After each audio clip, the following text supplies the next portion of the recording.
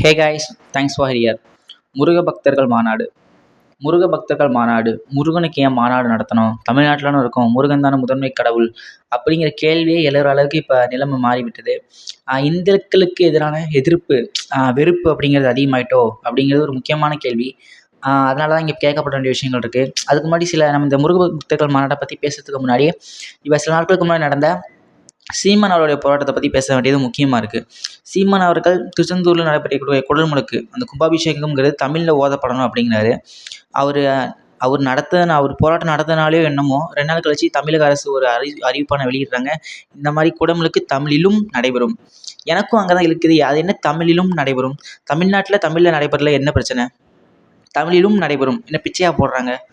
இல்லை அப்படி தான் இருக்குது. இந்தா போ, தமிழும் நடைபெறும் போ அப்படிங்கிற மாதிரி இருக்குது. இது என்ன அர்த்தம்? தமிழ்நாட்டில் இருக்கோம், தமிழில் என்ன தமிழ் கீழடியை பற்றிலாம் பேசுகிறீங்க. அதே தமிழை குடமுழுக்கு நடத்துறதுல என்ன பிரச்சனை ஏறப்போகுது அப்படிங்கிறது எனக்கும் தெரியல. சரி, ஓகே, இது இருக்கட்டும். அதுக்கப்புறம் முருக பக்தர்கள் மாநாடு.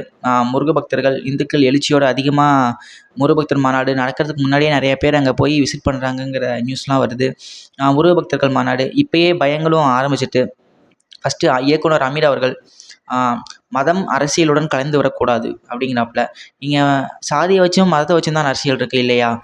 இப்போ மட்டும் ஏன் வலிக்குது? இந்தியன் முஸ்லீம் லீக்னு இருக்குது, எஸ்டிபிஐன்னு இருக்குது. இது மனசாட்சி தொட்டு சொல்லணும், இது மக்களுக்கான கட்சியா இல்லை இஸ்லாமிய மக்களுக்கான கட்சியாங்கிறத அவங்க சொல்லணும்.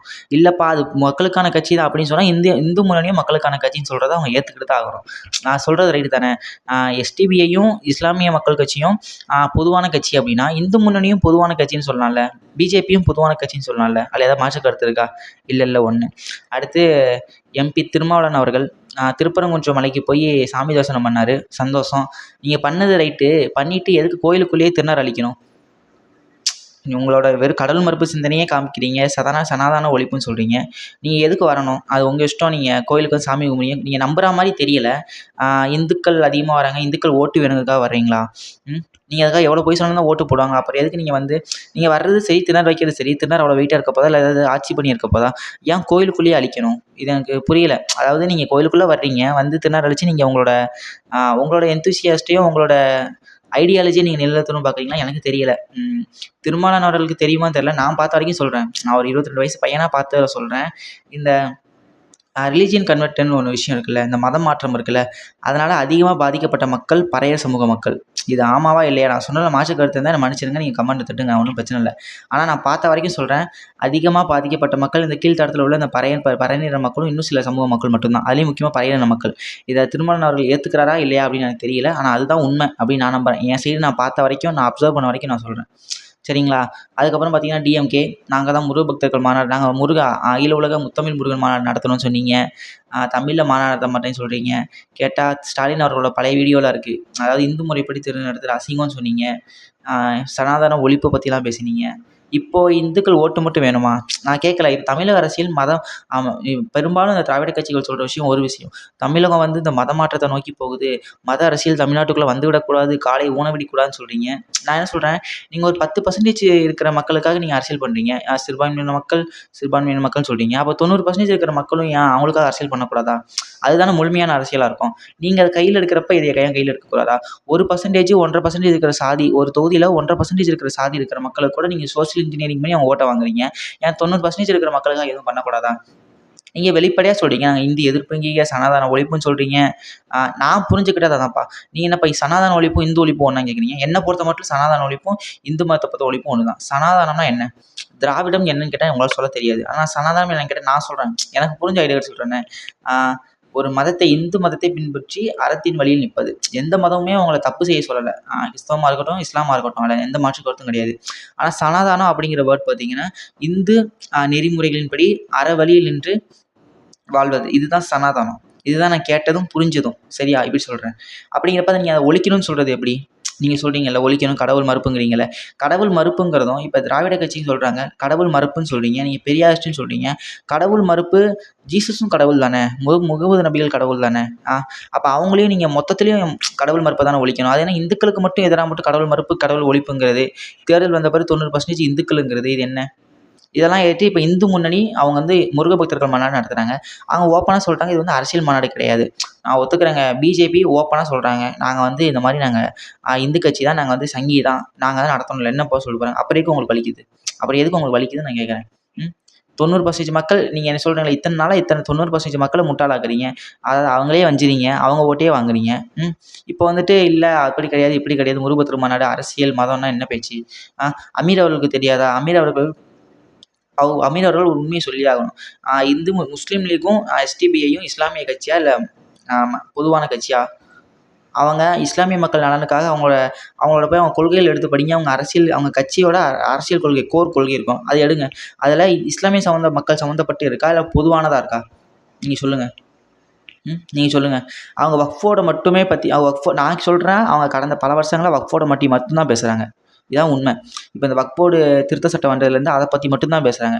ஆனால் எவ்வளோ இருக்கு, ஏன் வேங்க வேலை பற்றி ஏன் இந்தியன் முஸ்லீம் லீக் பேச மாட்டுறாங்க? தமிழில் குடமுழுக்கு நடத்துவவங்களை பற்றி ஏன் முஸ்லீம் லீக் பேச மாட்டாங்க? தமிழ்நாட்டில் இருக்கிறாங்க, தமிழர்கள் தானே. நம்மளாம் சொல்கிறோம்ல, எவ்வளோ மதங்கள் வந்தாலும் சாதிகள் வந்தாலும் நம்ம தமிழர்கள் நம்மளாம் ஒற்றுமையாக இருக்கணும் அப்படின்னு சொல்கிறீங்கல்ல. அப்படின்னா இதையும் நம்ம பார்க்கணும்ல. நான் கேட்குற தப்பாக இருந்தால் நீங்கள் கமெண்ட் பண்ணுங்கள், நான் ஏற்றுக்கிறேன். இதுதான் என்னோட மனக்குமரல். ஸோ முருகபக்தர்கள் மாநாடு மாபெரும் வெற்றியடைய வேண்டும், இந்துக்கள் ஒன்றிணைய வேண்டும் அப்படின்னு இந்து முன்னணி சொல்கிறாங்க, நான் சொல்லலை. இது உங்களோட தனிப்பட்ட விருப்பம். எந்த ஒரு மதத்தை பின்பற்றுவதும், எந்த ஒரு வர்க்கத்தையோ இல்லை எந்த ஒரு ஐடியாலஜியை பின்பற்றி உங்கள் தனிப்பட்ட விருப்பம். நான் எல்லாம் கேட்கணும்னு நினச்சா எல்லாம் கேட்குறேன். என்ன உங்களுக்கு 90% இருக்கிற மக்களோட ஓட்டு மட்டும் வேணும் அப்படின்னு சொல்கிறீங்க, அதுக்காக சில பட்டி டிங்கரிங் பண்ணுறீங்க. நம்ம எதிர்க்கிறது, அவங்களை ஒழிக்கணுங்கிறது, இதெல்லாம் என்ன? இதெல்லாம் என்னன்னு உனக்கு ஒன்றுமே புரியல. அதாவது உங்களோட வாக்கு அரசியலுக்காக மட்டும்தான் உங்கள் கட்சி வச்சுருக்கீங்களா? உங்களோட தனிப்பட்ட ஒரு மக்களோட முன்னேற்றத்துக்காக எந்த கட்சியும் கிடையாதுன்னு. விஜய்னு ஒருத்தர் வந்தாரா, அவர் நம்ம ஓட்டை இழுக்கிறாரப்பா, அப்போ அவரை போட்டு 2 ஏற்ற வேண்டியது, அவர் வைய வேண்டியது, திட்ட வேண்டியது. அதுக்கப்புறம் இப்போ பார்த்தீங்கன்னா சிறுபான்மையின் மக்கள் இவங்களை கூட நம்ம ஓட்டு போட வச்சிடலாம், ஏன்னா நம்ம ஐடியாலஜி வச்சுருக்கோம்.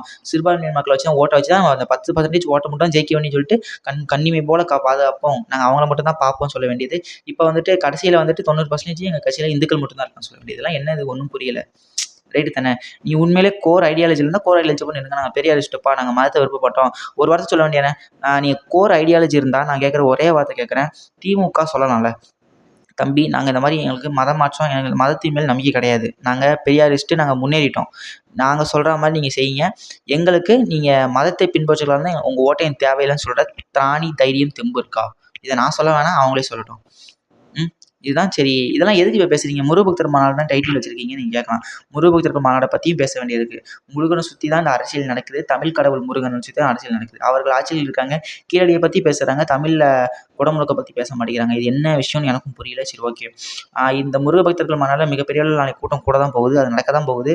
அதுக்கப்புறம் கண்டிப்பாக இந்துக்கள் யாருங்கிறத மக்கள் புரிவாங்க, இந்துக்கள் ஓட்டு. ஏன்னா மக்களுமே நிறைய அழைத்து போயிட்டாங்க. சரி, நம்மளாம் ஒற்றுமையாக இருக்கிறோம், எல்லாம் ஓகே, ஆனால் இந்துக்களுக்காக என்ன செஞ்சாங்க அப்படின்னு ஒன்று இருக்குல்ல.